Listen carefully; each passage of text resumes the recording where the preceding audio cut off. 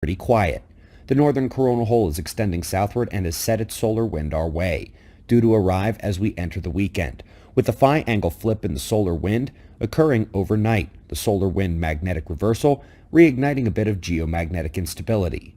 Of course, the filament eruption CME 2 days ago is still on its way. It's expected to hit in about 24 hours, so it may have arrived by tomorrow's show, or it may wait until the day progresses.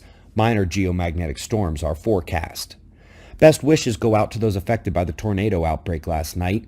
The energy transition at sunset was phenomenal and delivered isolated patterns of pretty extreme weather, very much at risk of that again tonight.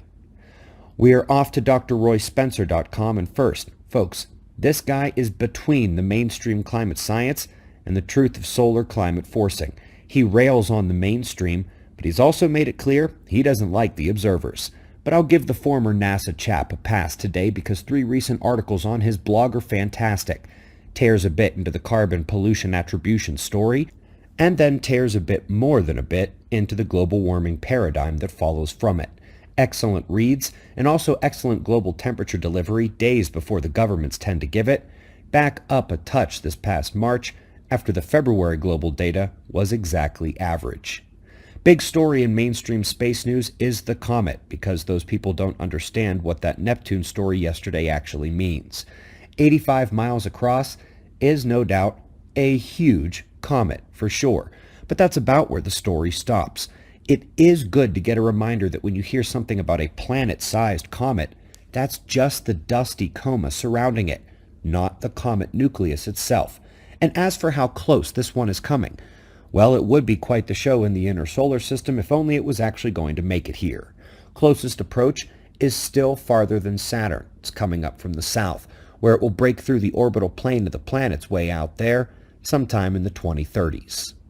Now, folks, if you missed that Neptune story, just go ahead and watch yesterday's video. Its atmosphere just did something scarier than Pluto's collapse in 2019.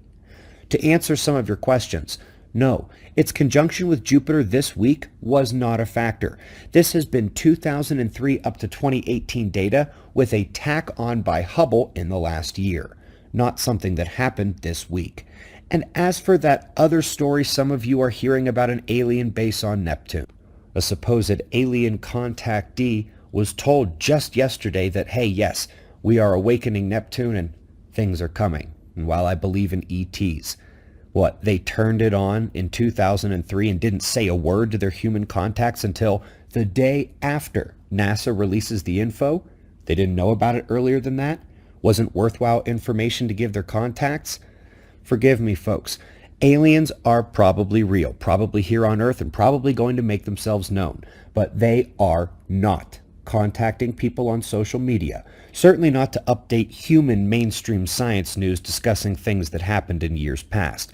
And when it comes to what we are seeing, what happened on Neptune is exactly what we've been predicting for years. Exactly what is expected given the magnetic collapse of the solar system. Keep your head in the game and recognize that for every piece of gold in the online community, there are thousands of